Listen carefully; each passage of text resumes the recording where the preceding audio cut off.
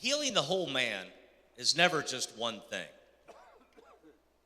No matter what he's dealing with when he comes to us or our ministry or our church or whatever, he's never dealing with just one thing.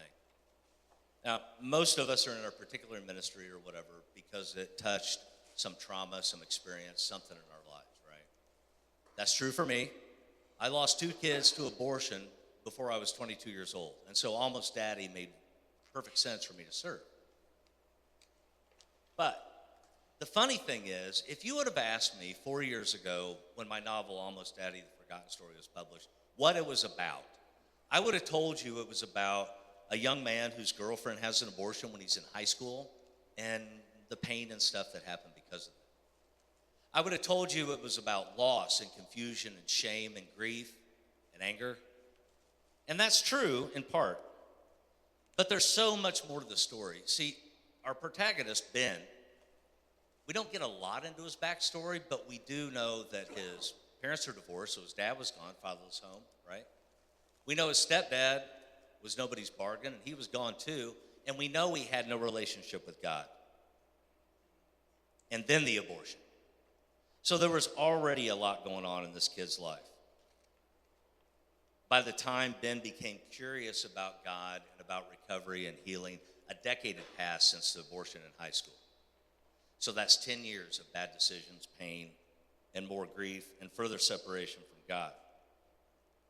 So there's already a lot going on in his life, and in other men's lives too. We know that studies tell us 1 in 5 men will experience abortion loss by the time they're 45 in this country. 1 in 5. That's 20%, and I'm not good at math.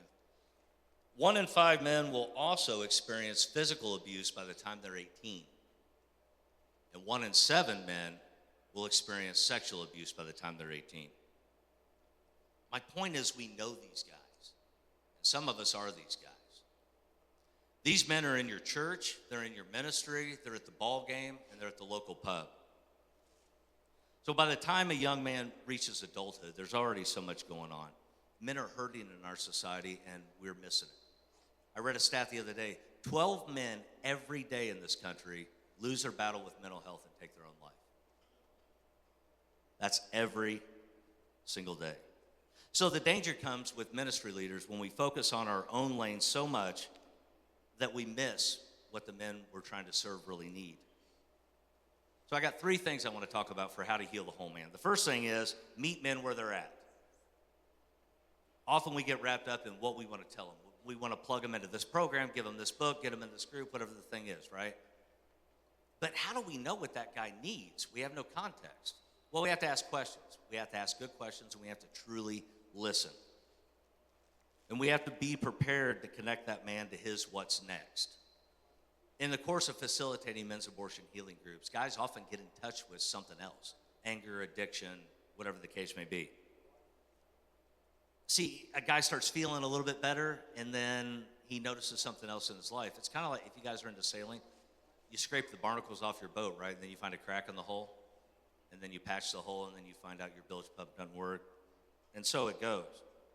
My point is, if we don't believe deeply in healing the whole man, we may miss the thing that he needs next. We may claim victory at the end of our group. We got him through, he's healed. And yet, it's not the end for him. What he needs is to adjust the sails and catch a different wind. All right, so the second thing, for us to be effective, we have to, in the words of my dad, sweep our own side of the street. And what I mean by that is recovery, healing, drawing closer to God. All those are lifelong endeavors, right? But what about exercise? What about doing a few push-ups a day, maybe walking a couple miles? Reading about men's issues in general, not just whatever you work on. You realize if you read 20 pages a day, just 20, at the end of a year, you'll have read 12 to 15 books. Whatever subject you pick, you're going to be an expert. Eating better, staying in the Word, these kind of things. And be mindful, what I'm saying here is not to jump in and do 100 things all at once. I'm just saying be intentional, a little bit each day. Improve in these areas. And then, from that place of personal growth, we can encourage other men, and we lead by example. And the third thing that I believe is vitally important is that we have to change the way that we talk about men's issues and the issues they face. We have to change it in our churches, in our ministries, and just as dudes, how we talk about it. We have to remove the stigma as if the sin of abortion or sexual sin or addiction to substances is somehow different than workaholism or overeating or exercise addiction. In short, we have to remove the toxic shame from our churches and then truly become a place for the healing of the broken and the sick. And we understand the difference, right, between toxic shame and healthy shame. Healthy shame is I did bad. That's from God. Toxic shame is I am bad. That's not from God. In the book, Ben happened by what he thought was a pub. He heard a Christian rock band playing. Well, you heard a rock band playing. It turns out it was a Christian band. And there was a meeting going on for men who had lost children from abortion. And he met a pastor. And the pastor, he finds out pretty quickly, is an ex-con and a recovering addict. Now, I chose those options and people in that scene to illustrate a very simple point. Ben wasn't going to go to a church to find healing, and most men won't. And I'll share something with you. In a recent study on men and abortion, 7% would go to their clergy to talk about abortion healing. My high school shop teacher can count that on two hands. 7%. So where are they going? I don't know, but we got to go to them. The above example illustrates all three ideas. Meet men where they are. The meeting was at a pub. Work on yourself. The pastor he met, Hugo, obviously did a lot of work on himself. To go from a felon in prison and a drug addict to a pastor. And then we changed the way we talk about issues. Hugo was open and honest about the issues he dealt with, about why the men were there, and most importantly, about what God did to change his life. That kind of authenticity is inviting. And it made Ben curious. And it's the kind of work we have to do if we want to heal the whole man. That may sound like a tall order, and it is. And it can be complicated. But here's the thing, y'all.